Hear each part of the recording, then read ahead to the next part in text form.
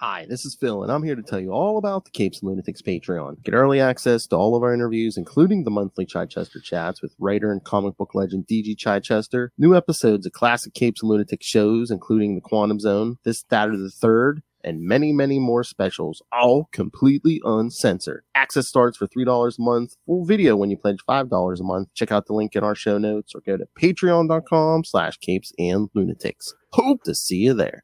This is D.G. Chichester, and you're listening to the Capes and Lunatics podcast. All right, everyone. Welcome back. It's that time again. Time for another Chichester Chats. It's me, Phil. Lilith is here. And of course, Mr. D.G. Chichester, because of course it is Chichester Chats. Hello, sir. Good morning, guys. I think these the intro gets more elaborate, and now we got like Fury Road, sort of music, and it's great. It wakes me up on a Saturday morning. So that make me rebrand D.G. Chichester Fury Red. Yeah, I'll go for a new Furiosa before I'll push for that. All right, so yeah, we're back. This time we're going to talk. The story you did you and Margaret did in yes, Solo Avengers number 10 featuring Doctor Druid. So okay, that was, again, you probably know what my first question is going to be. Did you and Margaret pick Doctor Druid, or did Marvel give you the assignment of saying, hey, we need a Doctor Druid story? No, this was very, very early on, trying to break into writing altogether, and so we weren't certainly in demand. I don't even know if we had done the Shadowline stuff at that point. I don't think we had. So I think this was very which would end up being a considerable body of work, and wouldn't necessarily make an impression on the Marvel editors, but certainly gave us a lot of I think increased skills under our belts and keyboards and whatever. But so this was I think some of the very first stuff we had written together, and that we were trying to, sell, we were trying to break in, there'd be an inventory issue on this, and just knocking on doors in editors' offices, and Mark Grunwald creating Solo Avengers was, we thought, an opportunity to do something. A shorter story would be less onus on an editor to take a chance on a very untested writer. They didn't really look at you as a team of writers. You were a writer. You're splitting the fee and everything else. So you're one entity essentially. We figured, okay, everybody's going to go for more name value characters. But Mark, in creating the book, our impression was that he wanted to both give a spotlight to talent and help talent along the way, but also give a spotlight to Avengers who weren't ordinarily used. So we had the really good version of the Marvel Universe Handbook. The latter one would be sort of like a one sheet of character poses and a very short write-up. The original version of the Marvel Universe Handbook had extraordinarily detailed, wonderful write-ups of pretty much every character and every piece of technology, and they were wonderful. They'd really kind of go into the history of characters. So we spent a fair amount of time, I remember, going through those and trying to figure out, okay, which character is interesting and probably unused that we could do a pitch around. So we thought Druid was interesting in both those ways, and it turned out to work out well. Although he's a very oddball character when you think about him. Oh yeah, especially with now Lee's here too. So was this like a whole package deal, or is this how you guys met? Or no, this Lee was assigned to it afterwards. We would have sold the story and then worked with Mark, and we could talk about that some. But Lee would then be assigned by Mark's office. I think it was run out of Mark's office. So that was a choice at that point. Yeah, and I didn't know Lee really at all at that point. I think knew of him, but didn't know him. So this would have been the first time we would work together, and And at some point or another, Margaret, and this is Margaret Clark, who I co-wrote, many things with early on. At some point she, tagged him Dr. Dopey, and that would stick with Lee for, forever, to this day. If that story ever comes up, I think that's the first words out of his mouth. I like that. So was this story kind of like that West Coast Avengers? So I mean, that one was more like a do the story and then they'll slot it in when they need something. Was that kind of Solo Avengers where everyone was writing like a short Avengers story and they're like, okay, next we'll grab yours, then we'll grab yours, then we'll grab yours, or were they just like, we need a story for an issue 10? No, there was the West Coast Avengers story, yes, was written as an inventory issue. So we had pitched an idea, we weren't the regular team. We pitched a story idea, and that was specifically for, it's an editor's safety valve. Yeah. The regular book goes off schedule, an inventory issue is finished, it's waiting in the drawer, and it's ready to go when the regular schedule is blown. So that story may never have run. And some people would say it never should have run. Although it's greatly amusing. And as we know from the cover copy, it is their greatest battle ever. It is. But Solo Avengers, while it would have different people working on those different Solo Avengers stories, were assigned. So that story was pitched to be part of the book, and Mark, in buying it, didn't buy it as, well, okay, we'll buy it as an inventory issue. It was bought to be featured in the book at some point. I don't think when we sold it, we knew specifically it was going to be issue number 10, but it wasn't, purchased and worked with and approved to kind of, well, maybe it'll run if all the real writers and, don't have a story that runs. You will be part of the regular queue.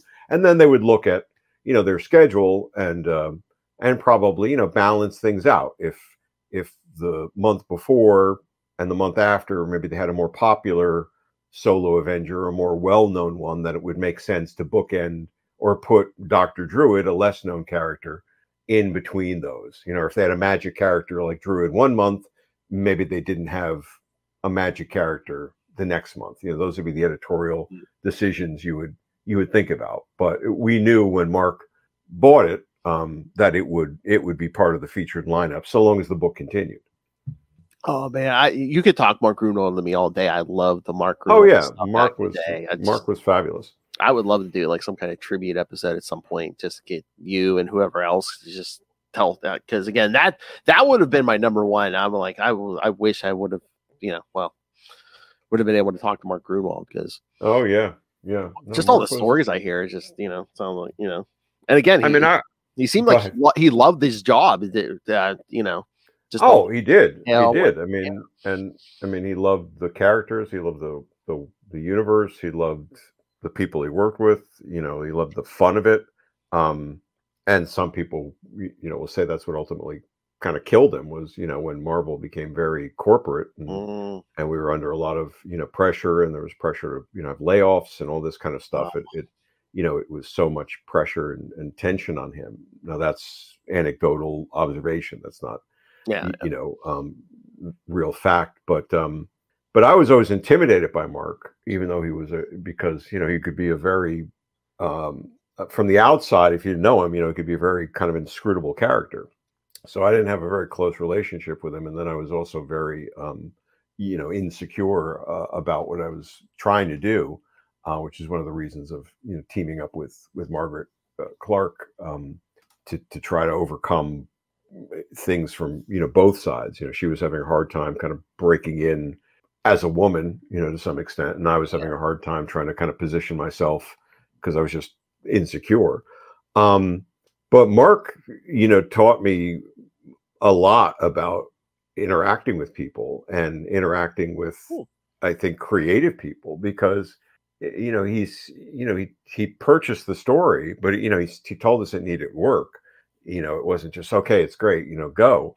And he spent to my mind, an inordinate amount of time working with the two of us to improve that story.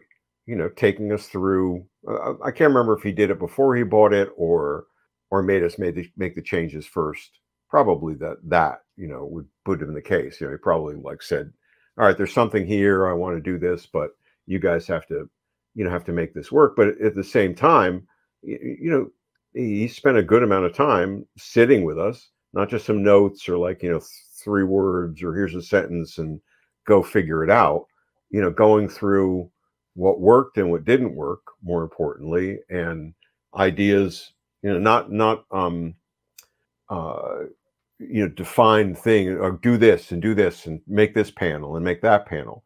You know, there was enough detail that you would then have to work it out on your own. And he did it in a very creatively focused way. And I can't remember, you know, at this juncture exactly what those points were, but I would then take that for myself when I would do creative feedback for people years later, both as an editor and even working in advertising. I credit that kind of experience with you know, with how I wanted to approach people with creative feedback. Yeah, again, I love to hear that stuff. And you know that they're. It's always great to hear good stories of good people in the industry. Oh yeah, and there's a tremendous amount of good people in the industry. You know, there's no. I mean, then certainly, you know, there's no shortage. Mm-hmm. And was the choice made for Doctor Druid because you love? Because I mean, you seem to love the supernatural stuff, so it's just like, oh, you know. You know, I think it was like I said a moment ago. I mean, certainly, I think that probably influenced it. But you know, we were trying to be strategic. You know, doing a Captain America story, doing an Iron Man story. Probably a lot of people were doing. You know, those were A-listers, right? That's not what Mark was looking to profile in the book. You know, he was looking to kind of not dredge the bottom, but you know, there's tons of Avengers over the years. And those guys have their own monthly. Those guys have their own monthly book. Exactly. So who are you going to feature here, and who are you going to feature that maybe you can put an interesting spin on that somebody else isn't going to bring, and who are you going to feature that nobody else is going to bring forward necessarily, and then Mark might be intrigued because, well, yes, I want to feature unknown Avengers, and these guys pulled this guy out of the. You know, the Druid closet, you know, the you know, the old forest wood closet. And so that was it. As I said, we kind of went through those Marvel Universe handbooks, you know, reading, you know, entries. What about this guy? What about this guy? And, you know, we spent a long time, you know, trying to figure out, okay, who to use. And he became intriguing, right? Because he was, the Druid aspect of it was interesting.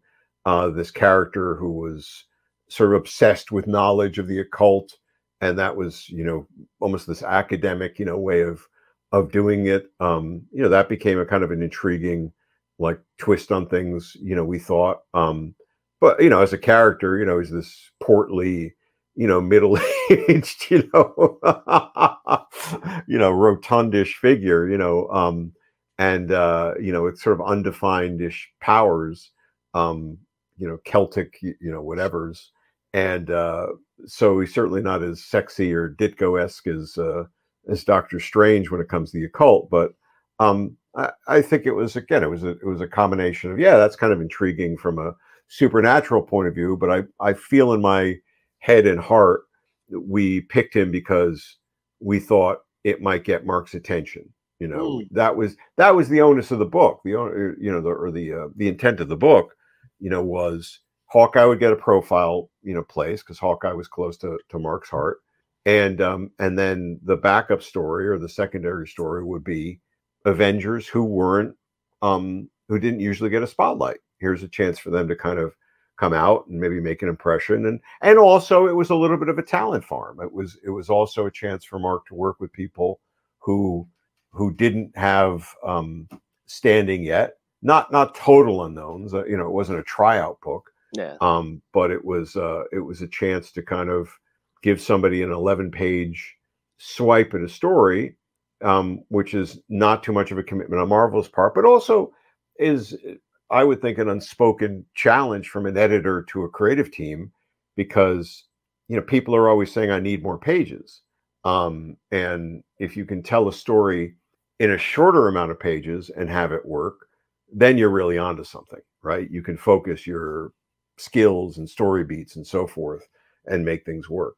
And again, I mean, is it almost like a tryout for a character too? Like, say they got bombarded with like letters about this story where they've been like, oh, we need like a Doctor Druid miniseries or something. Sure. Yeah. Today it would be lots of hashtags, Doctor, Druid, more Druid, please, but yeah, obviously if there was a really effective story and it made a huge swing at the fence, it would, would open doors for a character. I mean, I think it opened doors for us in the sense that there was a bbit more acknowledgement, that we were working, within the sandbox. There was, there was not suddenly a range of offers, but you could then have a published story within the Marvel work that we could then take to other editors and say, oh, we did this and Mark was happy with it, and maybe pay a little bit more attention to us pitching you this story. So looking back at this story, is there anything that you would change, or anything that stuck out to you like, hey, that's a dang good idea, I'm glad I did that? Because I know you like to, self-flagellation over your writing. So I'll indulge you this one time. Thank you, Lilith. Thank you. It's the most entertaining part of the show. I mean, I'd probably change 1,000 things. I mean, but it's a very early effort, right? And so I could see that, that sort of struggle to make things work, both as co-writers and, sort of finding a shared language. The title doesn't age well at all, right? We probably thought we were so clever. Token sacrifice, and because subways were tokens, at that point to get on them. So that means nothing to anybody nowadays. It's like, and MetroCard, sacrifice wouldn't have the same like play. So but at that point in time, it just felt like, oh, of course, subways will always be run on tokens. I think it's a solid story. It has that it states the intention of the character very well, right? I'm in search of the unknown. I am always on a quest for knowledge. There's no question what this guy is about. I think, and I'm sure that was Mark's influence, to make sure that we indicated that, and that became sort of this good through line for him. But it's a story that doesn't really certainly advance much for him, and would it really anyway, right? An 11-page story where we don't own the character. But I think it's kind of, solid. I don't know what we were thinking with Stonecutter's, pigged in English thing, which was almost impossible to read. Like, I don't know why she was doing this fractured, like, syntax speaking thing. Was it because she couldn't speak English, or because she was actually ancient but looked young and we were trying to indicate something there? I thought that was a little awkward. I probably improve on that. I would have liked to have, if I could do it over again, and maybe we do a little bit of a nod to the earth magic, and there's some mentions of it, but I think playing that up a little bit more to sort of, because we did do, as we would always do this, as a team. We were both sort of detail nerds, and we would always do a fair amount of research of things, so once we sort of settled on Druid, and I'm sure when we did the initial pitch, and then certainly once we went to write the actual plot, we did as much research as you could without, investing yourself in the strange literature wing of the New York City Public Library, on Druidism, and Druid magic and Celtic, history, and try to find some little bits and pieces that we could sort of, play out there where it wouldn't just be, cliche city. Like, some of that's a little cliche city with the, the subway, the subway's doing a kind of a faux Stonehenge thing or whatever. But I think, I think it's a kind of a solid story, and, it's got that little twist at the end. Sorry, guys, spoiler alert, 35 years later, you know, where Stonecutter is actually ancient, and you know, a druid breaking the spell, you know, makes her, you know, rapidly age. I think it's interesting to me, you know, to sort of like see some aspects of things that I feel have always been kind of important to my representation of these kind of characters and heroes, where, you know, Druid does this kind of not self-sacrifice thing, but you know, the positioning of himself to rescue the victim at the end, you know, and let the bad guy kind of get away. You know, that theme, I think, has played out many times, like over the years, you know, for me, where the hero makes that choice. That's the important thing in the moment, not defeating the villain. It's saving the, you know, the victim. Mm-hmm. But it's, you know, I think I've been harsher on, you know, things that people like more or know more than I'm harsh on this. It just feels very, you know, it feels very early to me. It feels very like you're kind of getting on the bicycle, like for the first time, which it may very well have been in a way, you know, and it's like the choices of the captions and the segues are very like writing an academic paper, you know, for the first time. I have to do my intro, and then I have to state my thesis, and then I have to present my evidence, and then I have to like restate my thesis. You know, I don't know. That's how I kind of came away from rereading it. Well, What did you guys think of it? I mean, I liked it, but I mean, just from what you were saying, do you think were you influenced by the business too? Because I think the business, I mean, again, you had people that were trying to do different things at this point still, but do you think, I mean, I'd say the majority of the industry, they were probably, I mean, it was more formulaic where it's like, you have to do it this way. So you think you were influenced by that, where the majority of the industry was like, okay, well, you have to do this. You have to have the, you know, the text has to be this way, and you have to have the word bubbles, and you know, just the captions word balloons, like this, word and balloons. yeah, Always balloons, never bubbles. No, I mean, you know, certainly there are conventions, you know, that we knew from comics, and that's the way you write a comic. That's the way you create, you know, a comic story. I don't mean that so much. You know, it's just kind of, again, the best example that comes to my mind, you know, this morning is you know, when you write a term paper for school or something, right? And when you first start out, you know, you follow the instructions of how you're supposed to do it. You know, by the time you write something now, you know, years later, when you're much more comfortable with doing something, you just say fuck it, and you put your own voice like into it, and you kind of roll with it a little more. So it just feels a little like over structured to me, not in a bad way. Like, I didn't read any of it and sort of cringe, a little bit like on the you know, as I said, the kind of the broken English of Stonecutter, and but you know, it's got a little bit of character play, you know, between him and his agent, you know. So where are you going? You're on Letterman tonight, you know, and it's and he's like, you know, I must always quest for knowledge, you know. do you think this story is more of like similar to a Grunwald and Mark story, because since you and Margaret were so new to the business, you were relying more on Mark's notes and stuff and suggestions? It's hard to remember that, but no, I didn't feel like Mark's thumb was like heavy on the scale. You know, there were editors who would, you know, we shall not name them, you know, who would do that, right? You know, they would try to morph every story into their story. Mark was not that way. You know, Mark spent, like I said, a lot of time with us, but it was about the things that would make it a better story. And, you know, these are the things that do not work, and here is why.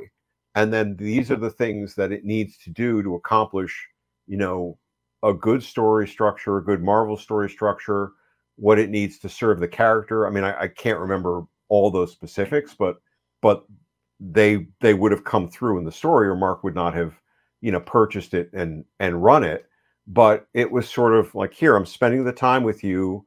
I'm explaining to you what needs to be done, but I'm not explaining it to you to, again, say, page 1, you need to have 4 panels, and these 4 panels need to do this and this and this and this. Now on page 2, it needs to have 7 panels, and it needs to do this and this and this. He gave us all the tools and the direction, and then said, okay, go, go make this your own. So I felt like it was our story, and I do feel like it was our story. I can sort of read it and say, okay, I can understand how we arrived at those choices, and the way we would work back and forth on ideas, and then the way we would work back and forth on script and trading ideas and lines and those sort of things. So I can sort of see that happening. So I feel it's our story. I just feel like, again, we were very early in our process, and by that it feels, it just feels like a little training wheels, to me. Like, we're not quite, off and on our own yet in the same way that we would be later on. I feel like I need behind the scenes recordings of you actually reading these again for the first time in years. I just need to hear, what was this kid doing? I don't know. Oh, there's a lot of that. It's like, what's going on with this? What does that mean? Like I said, the dialogue of Stonecutter was weird. The look of Stonecutter was weird. I don't know how much influence we had or how much description we had. And, I love Lee to death, but that gothy biker, like half nakedy costume of hers, I'm not sure what it's supposed to represent. Like, I maybe we didn't give him something, or maybe he didn't work it out. I would have thought like a sexy, like Celtic, magic-y costume would have made more sense. And she's called Stonecutter, but we never have her like cut any stones. Like, obviously it's supposed to be some kind of allusion to like a Stonehenge, cutting of the stones thing, but that never really plays out, does it? It doesn't really. I mean, you had 11 pages. I mean, yeah, but then we could have had her, maybe the subway cars she'd stolen were slotted into stones, and just a reference to something, just because otherwise the name means nothing. Which it should have meant something, right? It was obviously meant to be a throwback to those Stonehenge-like structures and the earth aspects of the druid or druid magic or something, but there's nothing there. There's nothing there in her look, in a line. That's kind of weird to me. But I enjoyed the interaction between the victim and Dr. Druid. I like that. He's like, but you let her get away. He's like, no, more important things. Yeah, that's yeah. I mean, that feels good and right, and again, his quest for knowledge. I must always pursue the next level of learning, and whatever. But he's just a weird character. I don't like. I think you could do, and maybe people have used him in different places. I think he could be like a kind of a cool character to visit, right? If you were doing a magic book, of some kind, Well, his original iteration, Doctor Droom, that's Doom with an R, is actually kind of fascinating to me. And then like the retwisting of him into Doctor Druid. So super interesting character. Fun. Yeah, but it could be fun to play. I mean, certainly there's a ton of stuff you could do with, Druid lore and such, and the girlies will love it now because it's really deeply tied into astrology and stuff too, and that has made a resurgence. So. Yeah, I mean, again, he's not your typical hero. He's not the square jawed. No, visually, he's not your typical hero. And yeah, I mean, it depends who's writing it, because stories like this. Again, I like this story. You show how he's I want to say original, but what sets him apart. Because it just seems like some writers who would write him would be like, oh, well, he's kind of the Doctor Strange backup. If you can't get Doctor Strange on the phone, then you go to Doctor Druid. Yeah, and I think that would have been something we thought about, and again, that quest for knowledge. I don't actually have, I think the Marvel handbooks anymore, but which is a curse on me. But I think that kind of came out, and I think that's why we kept reinforcing that, and that's what made him feel different than Strange. Not that Strange wasn't in quest of knowledge, but Strange is the sorcerer supreme. He's here to protect the realm, and so forth. Druid, will do that, but his always on that occult, understanding the occult is its own thing. I think one of the things that jumped out to me in reading it, though, which I don't know how intentional we were, but I kind of liked it, was just that feeling of, oh, shit just happens in New York City with these guys. The fact he's just in the middle of the subway, and he's riding the subway with his agent, and then it's like, no, I got to go take care of this, and everybody just sort of accepts it, like, around him. His agent's like, what are you doing now? You're doing this now, and you're at Letterman in an hour. It's and everybody else is like, kind of, dude, get out of the way. I got to get to the closing doors, on this. It's just this kind of natural flow of like, I gotta go be a superhero. I gotta go get like a Bialy, at the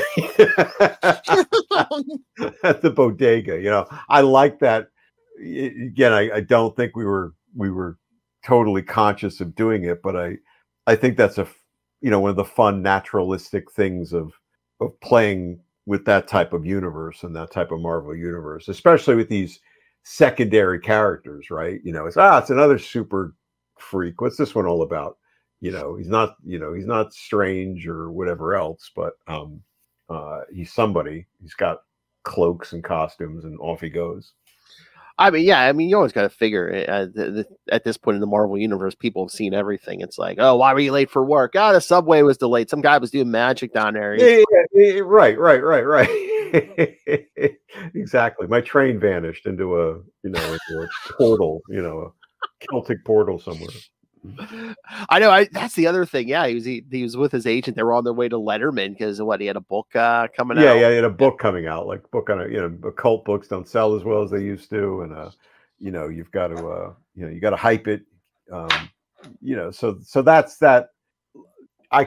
I could see Mark influencing that a little bit too, but I'm not sure. But because that's sort of like the reality of Marvel, right? That's the fun thing. These guys have crossover. If Spider-Man can do it, anybody can do it. Right. Records and photo book. You got to make a living. Yeah, That's expensive. Exactly. And here's this guy struggling with it. He's got command of the most ancient of magics, but he's having a hard time getting his book sold. Only because he's ethical. See. Yes, exactly. Otherwise, you just cast a spell and say, "Buy my book." Right. Could have gotten on TV and spun a spell and hypnotized many children. Go take the money out of your parents' wallets. I mean, I feel like somebody could, if someone would do something with that now, it'd be like, oh, Doctor Strange Doctor Druid has his own reality show or something, or some self-help program or something. Or... Oh, sure, right? Yeah, it could be the they go to him to quit smoking. Yeah, lose weight. yeah, right. No, but I liked it. I enjoyed it. I enjoyed the use of the character for sure. Yeah, he could be a Dr. Phil sort of guy, except with ethics, and like. Now that's a road too far. What's this? You try to attempt a love spell? No, that was going to backfire. No, that's right. How's that working out for you? It's I think there's. I mean, he certainly didn't strike me as a headliner then. He doesn't strike me as a headliner now. But he strikes me as kind of an interesting addition, to the but Marvel does that make it easier? World. It certainly made it easier. That pressure. Well, it did then. It definitely did then. And again, I'm 80% certain that's what got Mark's attention. Like, and that was strategic. Again, we would think strategically. You guys have asked, before, why'd you feature that character? A lot of people are always surprised. Like, why would you put a character like Ghost Rider in a story like this? Because we wanted to sell books. Like, exactly. What are you like? It's like marketing. Marketing. Why are we having this conversation? You got me for an hour and you're asking me questions. Why would you put the Punisher in the story? Because the Punisher's popular. We were trying to sell the book. But I think that was, I think that intrigued Mark, right? You didn't go for the obvious. You didn't say, oh, let's make it Black Knight, or you did a little work and you pulled out a character from the closet and you gave him some love and attention within the realm of your abilities, right? You guys put some work in here, and I think that I feel that's what got his attention, right? You know, you took the assignment seriously that I wanted to profile these types of characters. And if there aren't, I don't know, like off the top of my head, what other characters within Marvel play within, again, that druid history, but probably not a lot, you know. So again, if there was a magic story, or you know, if I was to have done a chapter in, you know, the Inferno type, you know, one of the many magic, you know, crossovers within Marvel where, you know, evil magic has overcome the world, or if I was less worried about Blade, you know, grimacing all the time in Night Stalkers, you know, maybe they would have visited him, you know, to get like faced a Celtic, you know, villain of some kind. You know, in Night Stalkers, there was this gargoyle character who I think also had a stone name, Stone Cold. So maybe he was related to Stonecutter, but he was actually made of stone. So that would have made more sense. But, you know, maybe that would have been a kind of a cool thing to kind of not do a team up. We didn't. Night Stalkers team up with Doctor Druid. This issue, you know, the team up you've been looking for. The team up nobody asked for. But, you know, that could be the sort of thing, you know, you are delving deep into unknown territory, and, you know, use this rune if you run into trouble, like that kind of thing. You know, you could have played like a Q sort of role from, you know, from James Bond, and, you know, given them the unholy rune to use at the last moment. So that would have been maybe an interesting way to play things out by looking more into, you know, the interconnectivity of Marvel's magic. Did you ever think about using this character again? No, I didn't, you know, which is like, I think one of my many, however, I only have 2 feet, but, you know, many Achilles heels.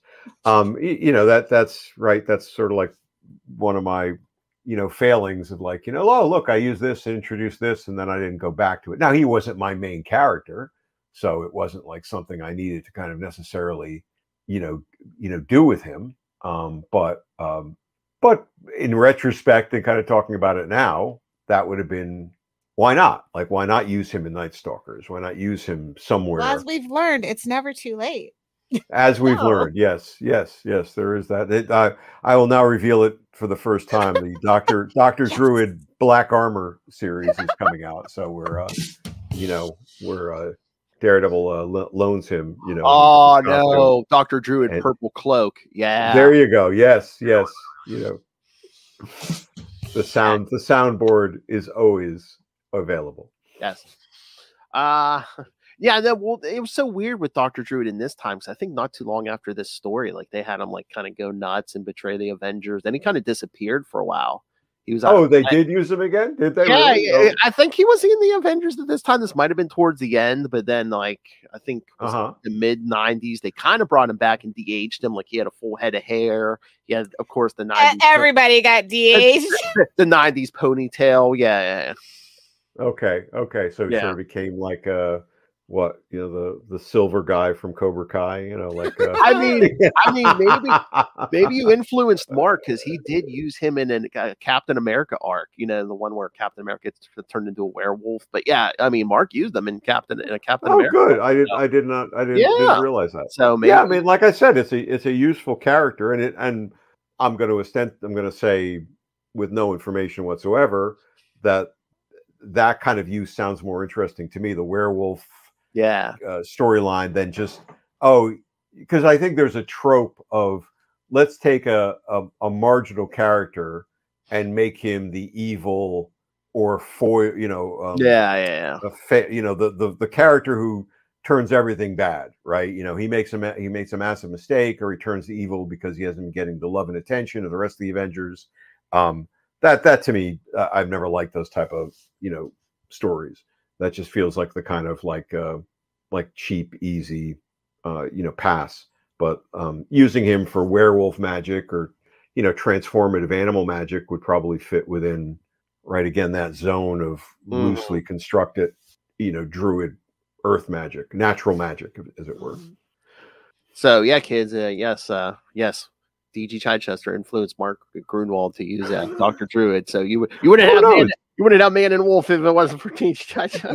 Mark never mentioned it, but who knows? Certainly it could have been like the sense of like, oh yeah, there's that character. I mean, not that Mark needed any reminders of.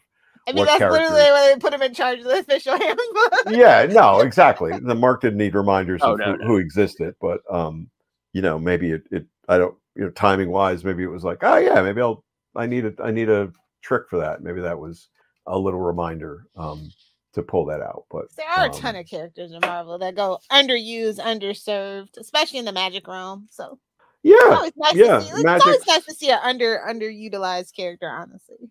And again, I could see this story, appealing the Mark, because I think he was that guy. Like you said, he loved the history of Marvel, and he loved playing with like lesser known characters, or it's like, oh, hey, we haven't seen this guy in 10 years. Let's bring, Yep. He loved that stuff. Yeah. Yep. And that was literally the mandate of the book. The book was to profile or put a spotlight on Solo Avengers, right? Underused characters, and to a lesser extent, a tryout ground for talent, or to help talent along, right? Low risk, chance for Marvel to try out people and give them a chance to actually do stuff and learn by doing. So it wasn't, I don't think it was the sort of book that would ever have had like an open submission.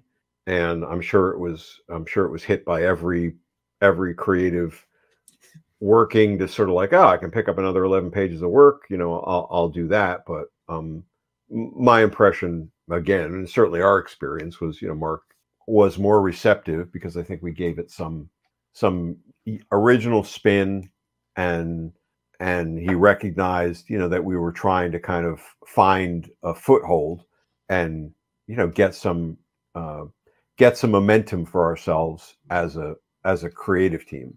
And it certainly helped, it helped validate us to us, if nobody else, right? That here's a story. This wasn't just a bullshit, Thundercats story that was like, just written with pieces from the, the cartoon Bible, or, a frothy, nothing of a story. I mean, it is a kind of a nothing of a story, but, to me, again, Mark's time spent working with us to make it better, felt like, oh, well, there must be something going on here for Mark Grunwald to pay attention to what we're doing, and to spend the time to give us back some very salient, feedback, which we could then act on. And then the fact that he then bought the story and ran the story means we did act on it. We did learn from it, and then hopefully carry that forward into the stuff that would come next. And again, speaking of being influenced by stories, again, they're two completely different stories. This is more magic and supernatural. The other one is very grounded. Did this Subway story have any influence on Daredevil 316? The Subway's story in that one, even if it's just the actor, you're like, I have more. He just loves Subways. I just have more to say about the New York subway system. Yeah, I mean, you lived. Yeah, I mean, I lived in New York City. I mean, you read the subway every day. You saw that every day. I mean, the subway was, and you're waiting for the subway every day. And I lived in Greenpoint, Brooklyn, for most of the time. Before Greenpoint was fashionable, and the L train, if you hit it right, you were in Greenpoint in 15 minutes. If you didn't hit it right, you were on that platform for hours, So, you absorbed a lot of story points from that.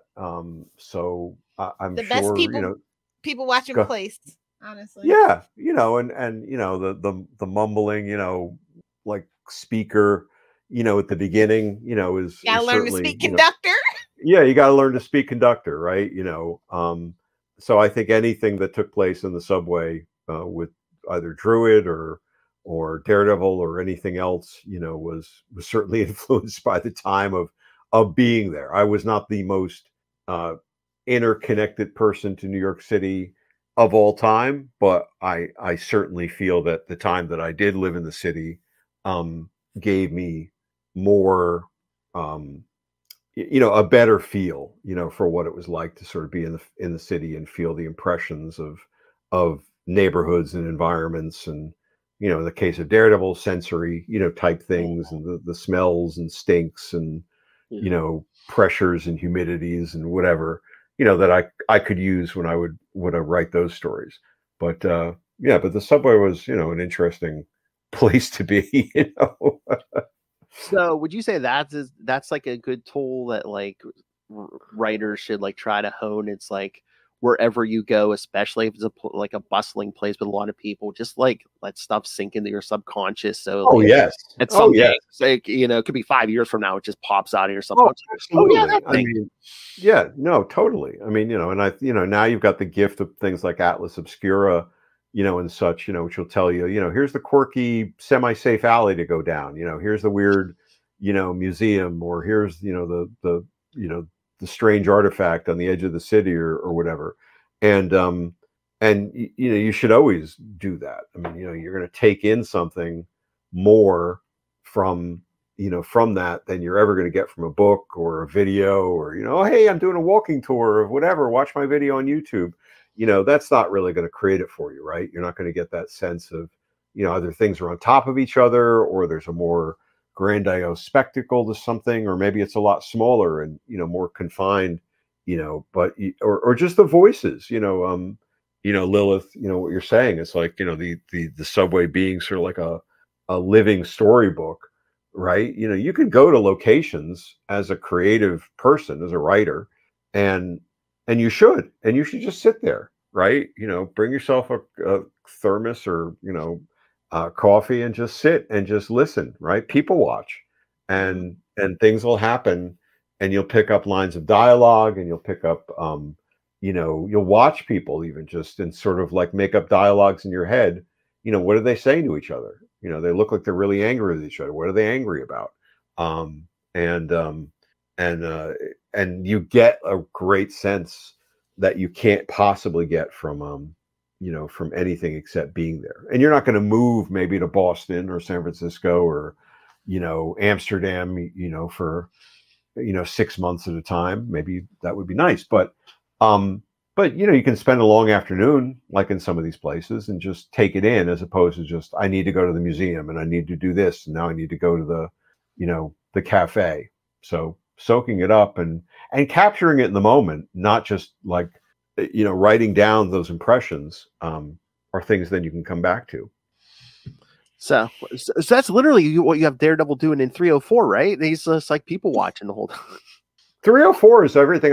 304 is entirely based. I think I've said this before. 304 is all things that I either witnessed directly or that were featured stories in New York Newsday. Every single one of those things. And most of them are things I saw directly. The guys playing tennis across the street, was it, that was the whole incident at the end, where the cop mistakes the kids making the film. That happened to me and my filmmaking friends. We almost got shot. So like, the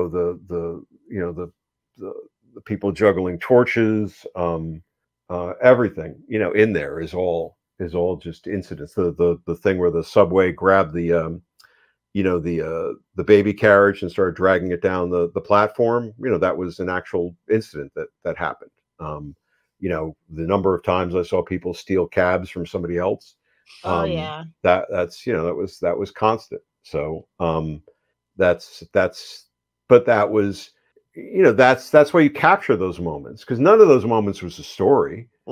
Right, but it's like, oh, that's cool. It was just like a love letter to a day in the life in New York, and it was just so great. But right, but you could never. But it didn't become anything until there was that Newsday story that was like, we have just gone through 34 hours without a single murder in New York City, which is so rare, like that it required, a headline or whatever, and that's what then and that's just what sparked for me, you know, like there's 34 hours without a murder.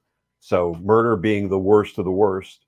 What does Daredevil do with those 34 hours? Does he kick back and like, you know, braille up the legal review? You know, does he hit on Karen?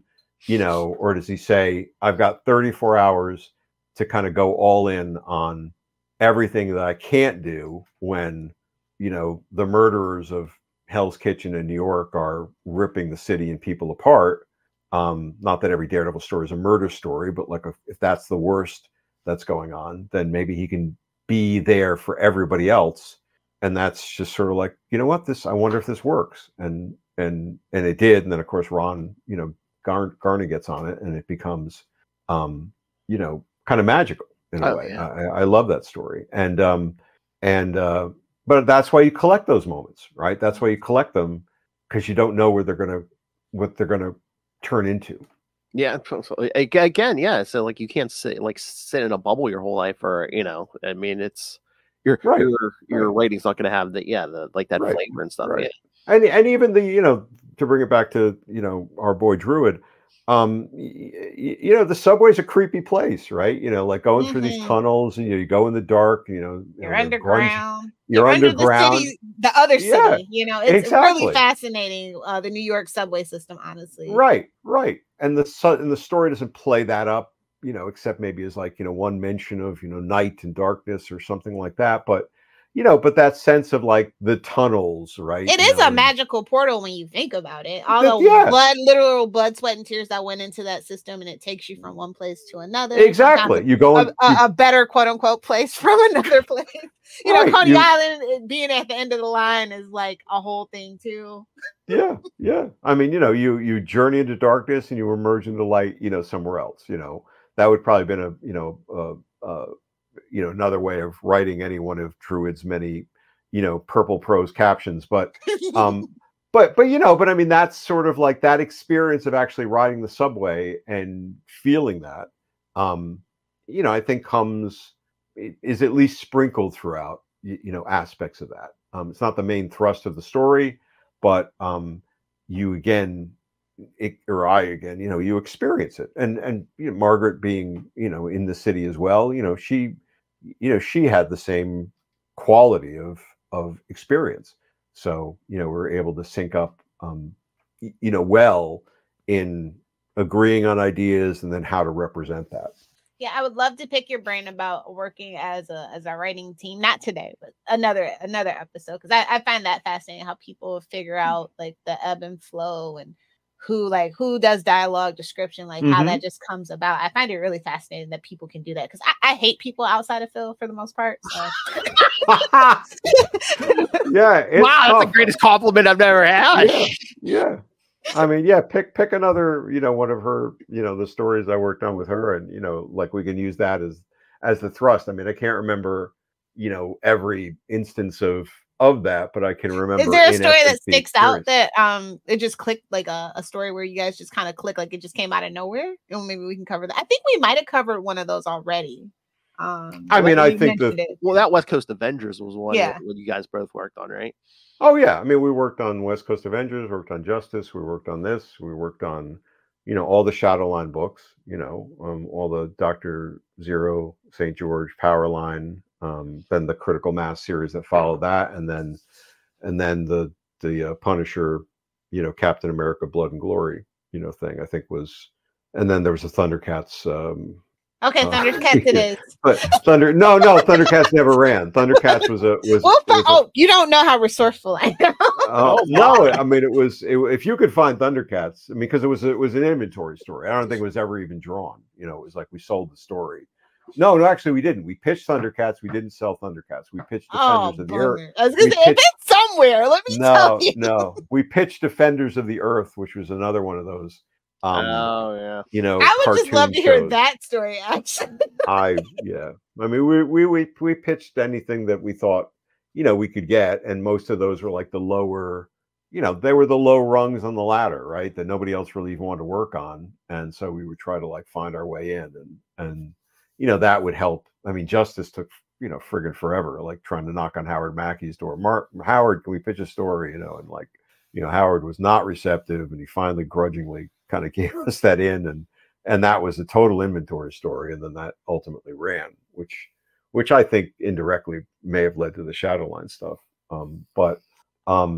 No, I mean that's a tough thing. Working with somebody can be very in a difficult, creative endeavor specifically, because a lot like creativity is very subjective. It's very personal. Yeah. I mean, it was, but it's I mean, really it was your own brain language, kind of like a dream. So totally. No, but I mean, it was a very, on the objective side of things, it was a very rewarding learning experience. I learned a lot working with her on those things. I mean, the final story, we worked on together was challenging, but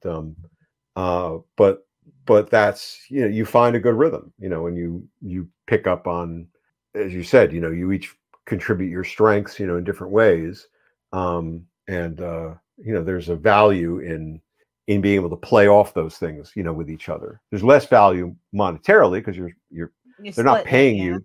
Yeah, they're not paying you as, you're two writers, we'll pay you two things. You get one rate, and then you've got to split it up. Ooh. That's probably a story in and of itself. I mean, not specifically you and Margaret, but I mean, if you're working with someone else who you're not.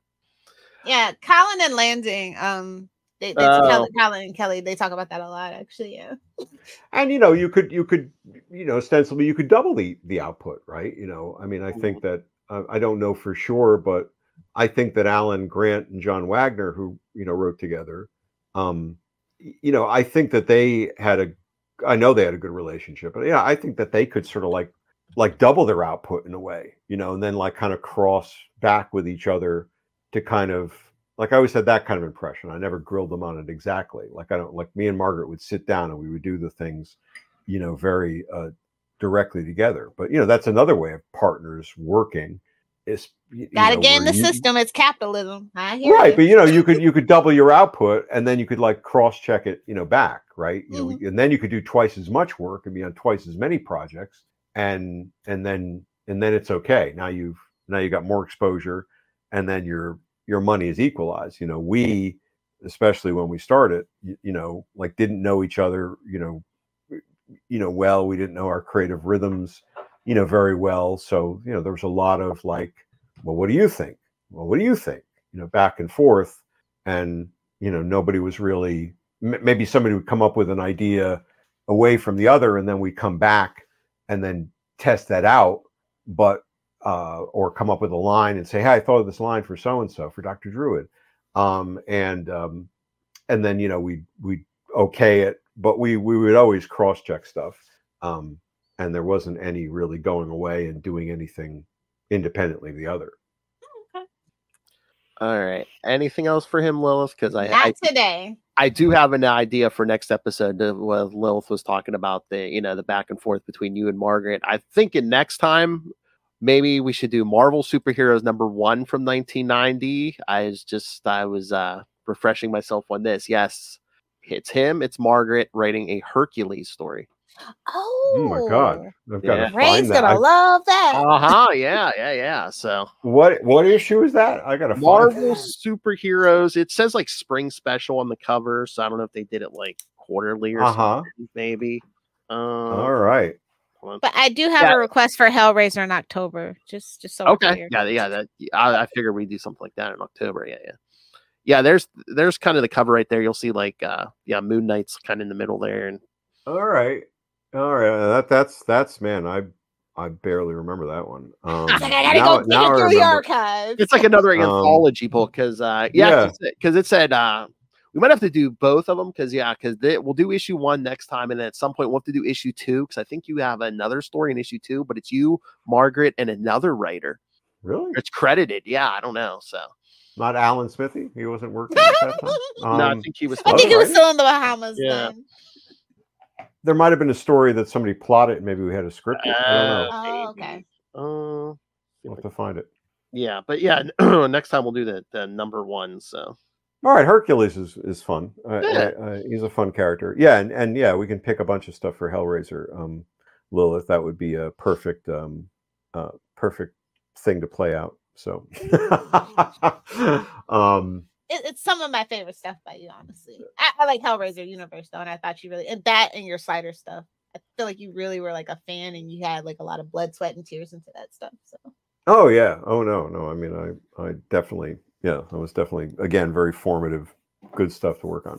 All right. So, but next time it's Hercules. So I will get my, my sandals and my, my lion cloak, out of the closet for that one. All right. Before you go, any plugs, anything you want to? No, promote? everything got shut down. You know, my appearances got waylaid. So there was no San Jose GalaxyCon, and Dragon Con was going to be next week, and I had to cancel that as well. So no plugs at the moment. Just be back here in a month for Hercules. Yeah. Substack or whatever. Nah, I got to get back on that.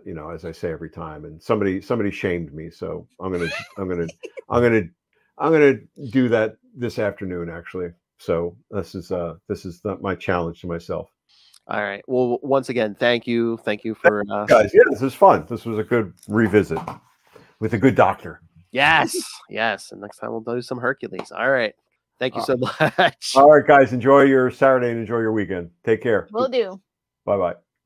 All right. So yes, we're not letting you people go yet because we're gonna do our plugs. He may not want to, but we're doing our plugs. Damn it. Phil can't help himself. It's very compulsory. Please, I found out I gotta keep you rolling in the dough since you're gonna live to be 106. Check out Ultimate Spider-Cast 291 for that conversation. All right, kids. So so send us your thoughts on this, on upcoming stuff. If you have a suggestion, what do you want to hear Mr. Chichester talk about? Email us, CapesandLunatics@gmail.com, or call the voicemail 614-382-2737. That's 614-38-CAPES. And again, any questions, he's happy to answer them. He answers our stupid questions. Exactly. All right. And you can always find everything Capes Lunatics, episodes, social media, merchandise. Get brand new Capes Lunatics merch, the classic merch. We have a Cash App link for you to rain random money on us if you're feeling extra generous. Make it rain. And our Patreon, where you get exclusive episodes just for the patrons, completely uncensored.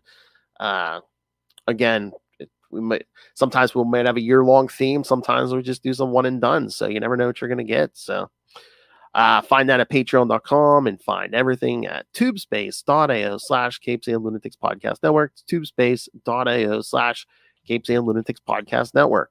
All right, Lilith. You can just find me on TikTok at Lilith Hellfire 69. It's fine. Talk Hellraiser with Hellfire. Exactly. Hellfire on Hellraiser. There we go. Exactly. All right, kids. So yes, come back in a month and we'll talk that Marvel Superheroes #1 and his Hercules, his and Margaret's Hercules story. So, all right, catch you later.